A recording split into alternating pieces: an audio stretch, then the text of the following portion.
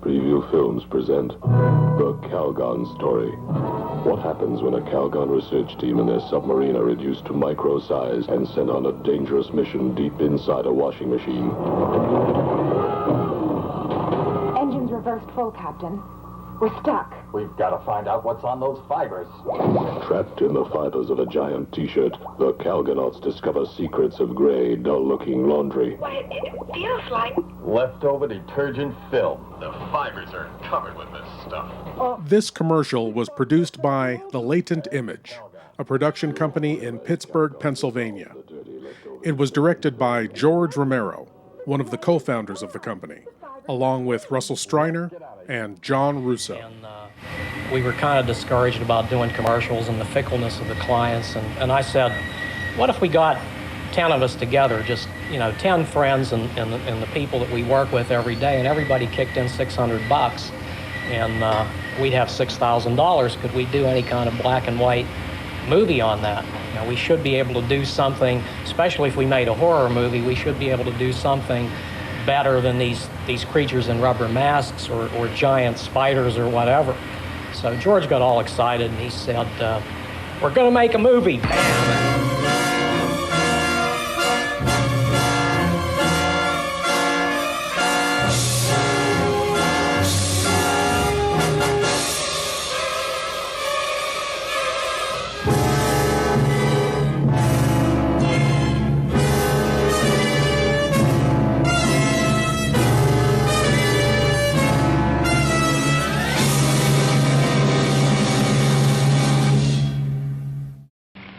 Zombie!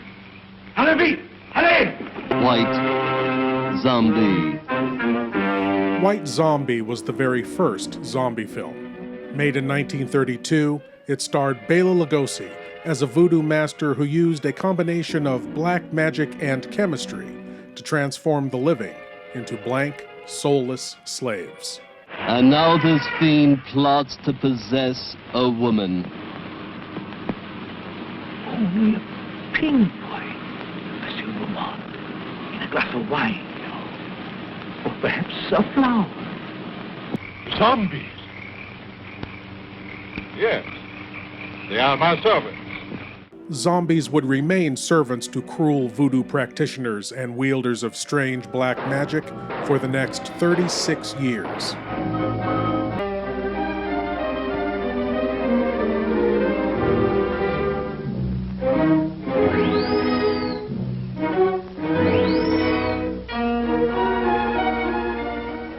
Welcome to my humble home. And out of their West Indian island comes a tale of terror and voodoo, of witchcraft and zombies, and all the weird black magic that the white man seldom sees. This is the ceremony of voodoo death, a ceremony that seeks the life of the woman who lives forever, who walks with the dead.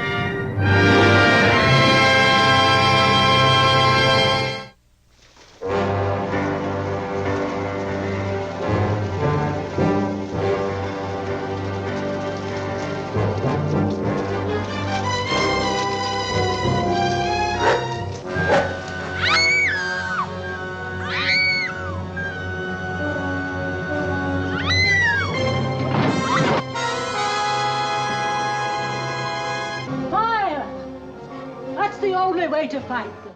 In 1968, the cinematic definition of the word zombie would change forever. Welcome to a night of total terror.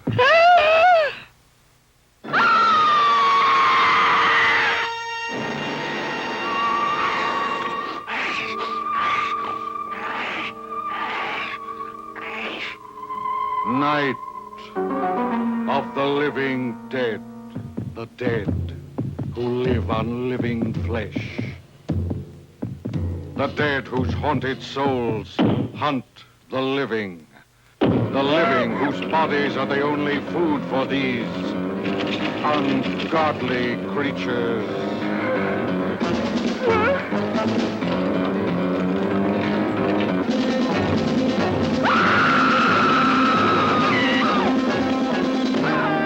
Night of the living dead.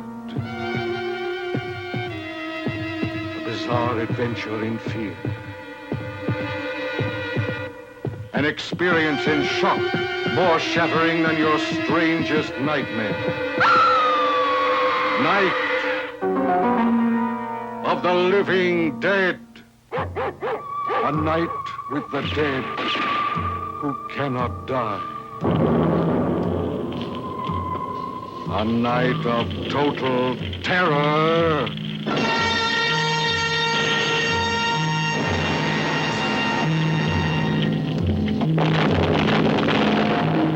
Night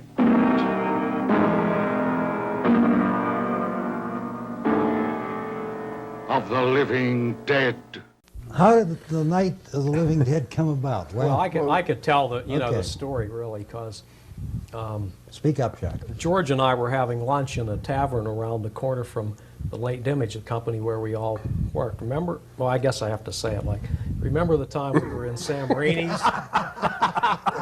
We were in Sam Rainey's eating grilled provolone sandwiches and sipping beer with Richard Ritchie and complaining about the commercial jobs that we lost and how fickle the advertising agencies were. And I turned to you and Richard and said, what if we get 10 of us together, just the people that work at Latent Image and a few of our friends, and just get 10 people, and each of us kick in $600. Even if we have to borrow the money, we'd have $6,000. We should be able to make a movie on that, or at least get it down to a work print. Shoot it in 35, print it in 16, and we should be able to do a better movie than those things with rubber masks that we've all seen. And I like those things. Yeah, those rubber masks always work. I have a collection of rubber mask movies. I think it's interesting, though, to consider from a point of view of, first of all, not having very much money to work with, and secondly, then to get together, cobble together whatever little money you can, and try in 1967 to make some kind of movie that you could almost certainly sell to someone. Initially, we wanted to make a movie. Right. And we backed into horror after we tried to talk to various people about other things. We didn't know anyone who had any horses. Western was out. No one listened whenever we would talk about something else. After the release of Night of the Living Dead in 1968, this became what we think of when we think about zombies. Shambling corpses, rising from the dead to stalk the living and devour living flesh. I guess the original idea for Night of the Living Dead was basically inspired by a novel, a Richard Matheson novel called I Am Legend. Richard actually jokes with me about saying that I stole his idea. And I keep saying, no, my guys aren't vampires. They certainly aren't vampires. They're not even zombies. Zombies, to me, were, those boys in the Caribbean who, do the wet work for Lugosi. And I thought I was creating a completely new monster. The neighbors suddenly turned into flesh eaters, ghouls, and that's what I called them, ghouls in the film. And I thought they were completely new. What I really was saying, which I didn't articulate until the second film, was when there's no more room in hell, the dead will walk the earth. Well, George Romero and I wrote the script together. I was the one that came up with the idea that they would be dead people in search of human flesh, and that's what seemed to do the trick. I always say that zombies weren't very scary until we made them flesh eaters, and until you could become one. We kind of unwittingly combined the werewolf or the vampire myths with the zombie myth. Before that, zombies just threw people against the wall, tried to strangle somebody, shambled around, weren't very scary. We made them scary. Image 10 Productions, a group of 10 friends contributing $600 each, at first thought their combined $6,000 would be enough to make the movie. But Russ said, sure, I'm in. I'll spend the afternoon working out some figures. And he got done and he comes out with this gloomy look on his face and he says, I got some real bad news. We can't do it for $6,000. It's going to cost $12,000. Oh, no. We said, there goes the movie. No movie. That's a story I didn't know. Originally, yeah. you came up with double what we had, huh? Well, we had image 10, the 10 people that kicked in 600 Right. each. That was the 6,000. And George was in utter gloom. He said, you know, it's all down the drain because if we bring in another 10 people for another 600, there's no percentage left, there's no profits for anybody. And that's when we hit on the idea, well, the first 10 people like you and Marilyn Eastman and so on, those people were going to contribute not only money, but they were going to work on the picture in important ways. So those people deserved a higher percentage than the second 10, and that's how we brought the second 10 in at a reduced percentage, so there was some money left over for the hoped for profits. To cut costs, many members of the cast and crew pulled double duty, and some went far beyond that. George and I sitting around the night before, and I said, George, you know, Carl threw all those Molotov cocktails out the window, and there are all these zombies that are supposed to be weak and slow moving, and yet none of them catch on fire. That's ridiculous. Somebody has to catch on fire. You, Jack. Who's going to do it? I said, Where is well, Jack? I will. Great idea, Jack. Yeah, good idea. Jeez. How do you think we can pull that off? We didn't have an asbestos suit or didn't have money for anything like that, so I just You put on three or yeah, four layers of I had clothing. some tight-fitting denim clothing and a loose brown suit over that. Yeah, and then a jacket over that. And the Didn't idea, you? no, just a denim jacket, denim Levi's, and then the brown suit. And then a brown suit on top of So that. you made the, we had a puddle of gasoline on the ground, and you made a trail of gasoline from my back down my leg. That's right. And so on remember that action, you threw the match into the puddle ignited and straight up my back, and the plan was for me to just stagger in flames as far as I could until I fell over a hill where people were waiting to smother me, the flames with the blanket. And I just went until I felt my hair burning. Just keep on going until And you everybody hear George was- say cut. It was the looks on people's face were really weird, like, Well, it like was- you and George, because I could see this worried look mixed with glee that we're actually getting this great shot. I still have that. I still get that weird look on my face anytime I see a person on fire. Part of you enjoys it, and part of you. Yeah, But we got 3 takes on the thing. And Yes, we did. it worked. Well, I was worried because that was a spooky thing because you know, we had never done that before, and by dang, you was on fire. Yes. We actually started to shoot without all the money to finish the film. Once we had some footage that we could show to people, you know, we invited investors and would show them, the footage, and they said, wow, that's pretty cool. The lips move in sync with the sound. And I said, yeah, that's called a movie. And that's basically what happened. The investors came in, $3,000, $5,000 at a pop. That was it. With the help of investors impressed with the footage already shot, the final budget for Night of the Living Dead expanded from the expected $6,000 to $114,000. Still quite low by Hollywood standards. You know, it truly was a group effort, you know, a democratic group effort, but there was also a great deal of raw talent there, a great deal of raw talent, which I don't think we should discount. Oh, yeah. You know, all of us involved. The film's 2 lead actors were Judith O'Dea as Barbara and Dwayne Jones as Ben. I had worked with Carl and Marilyn. They had a recording studio in Pittsburgh called Hartman Associates. I came out to Hollywood, and a few months later, Carl called and said, we're going to make a horror film. You want to come back and audition? So I left Hollywood, went back to Pittsburgh, and the rest is history.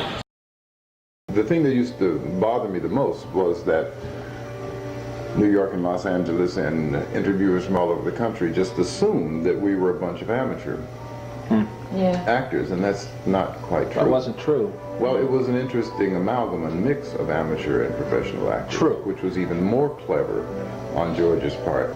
But others of them were actors from Pittsburgh. I was in New York. I came back to Pittsburgh. I was an actor in New York when that film was made. I remember it as great fun. We worked very hard. There was a wonderful feeling of camaraderie and good humor and goodwill. They were very considerate people to work for. Everybody involved just got into it totally. Yeah. Well, it was before, you know, the Chicago Sun-Times said to the world that we were bastards for, you know, how low will people sink to make a buck? Many critics recognized Night of the Living Dead as a groundbreaking horror film, while others were outraged by its graphic depictions of gore and cannibalism. That was a thing that sort of evolved, and it got harder and harder and heavier. We did initially say we're going to go a little further than these other movies go. But then we kept watching dailies and realized we weren't, maybe we could go another inch, maybe we could go another inch. In the end, the last shoot that we went out and did was almost specifically to, we were filling some plot points too, but we went out specifically to get a few more graphic shots. I mean, you look at the film now and it looks really tame. Oh, compared with what's... Compared with... Well, we knew that we since? had to be iconoclastic with the picture. We figured maybe nobody would want to distribute it, and we'd end up carrying it by hand to the various drive-in theaters and selling it that way. So we wanted to make sure it would get noticed. So we were always breaking new ground intentionally and forcing the picture into more daring areas than other films had gone. One of the things that, speaking of the gore, that led to what we did there was the fact that one of the people involved, Ross Harris, had a chain of meat stores. Butcher shops is what they're called. Meat stores. Butcher shop. And Ross went out to slaughterhouses and bought product. And he said, listen, I can get entrails, I can get livers. He said, I can get anything you want from when I go to the slaughterhouse. And he made good on his promise, and that's why we, one of the reasons we went that way. It started a whole subgenre. Little did we know. Yeah. That's right. Though voodoo zombies would continue to appear in horror films throughout the early 1970s, Night of the Living Dead's influence was beginning to take hold.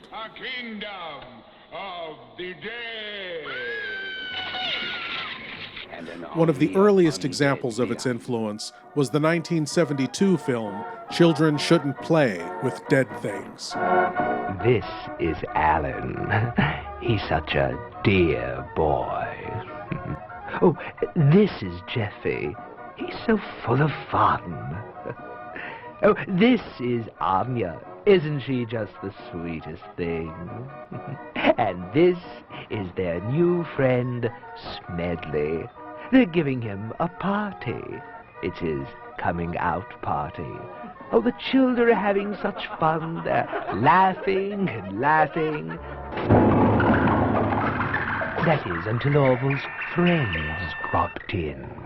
Then they screamed and screamed and screamed.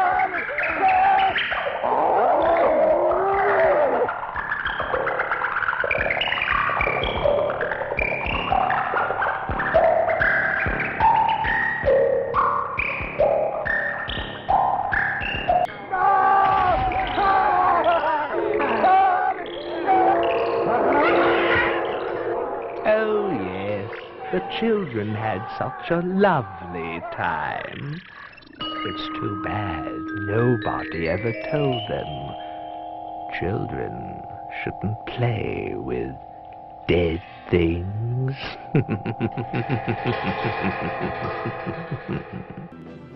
Titles like The Corpse Eaters and The Living Dead at Manchester Morgue followed, all inspired by the concept created by George Romero and John Russo. Then, in 1978, George Romero himself returned to the world of the living dead with the terrifying and satirical sequel, Dawn of the Dead. In 1968, George Romero brought us Night of the Living Dead. It became the classic horror film of its time. Not that room! Not that room! Now, George Romero brings us the most intensely shocking motion picture experience for all times. It gets up and kills. The people it kills get up and kill. This situation must be controlled before it's too late. They are multiplying too rapidly.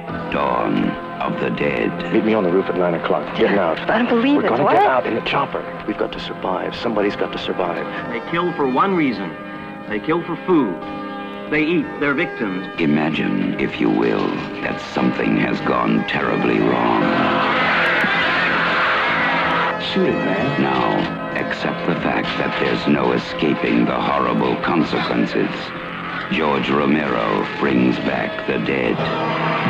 Night of the Living Dead has ended. Dawn of the Dead is here. Dawn of the Dead was the first of 5 sequels George Romero would direct before his death in 2017.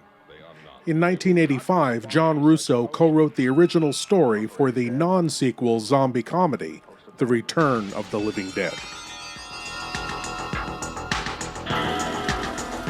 In the dark of the night, something strange is going on.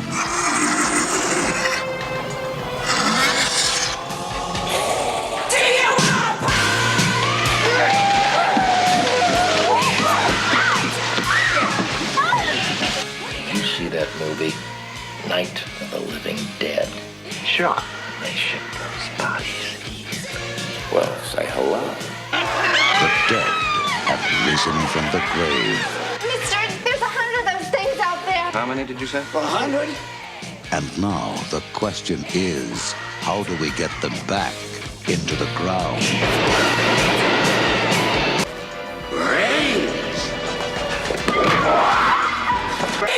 The Return of the Living Dead. The horror subgenre that began with Night of the Living Dead has spawned many classic horror films throughout the years. And some not so classic. In the heartland of America live a very special kind of people. Friendly, decent, hard-working people. But what happens when these simple, down-to-earth folk accidentally drink a barrel of nuclear waste? Well, whatever it is, it better taste good, 'cause you splattered it all over the corn squeezins, you otter ass. I'm sorry, Daddy. Swilling toxic moonshine, they become flesh-eating, bloodthirsty kinfolk from hell. They become redneck zombies. Redneck zombies. Tobacco-chewing, gut-chomping creatures of the night. The Walking Dead comic series debuted in 2003. In 2010, it became the basis for a hit television series, still popular today. 50 years after a group of friends decided to make a horror film. They're coming to get you, Barbara. We're gonna make a movie. Bam!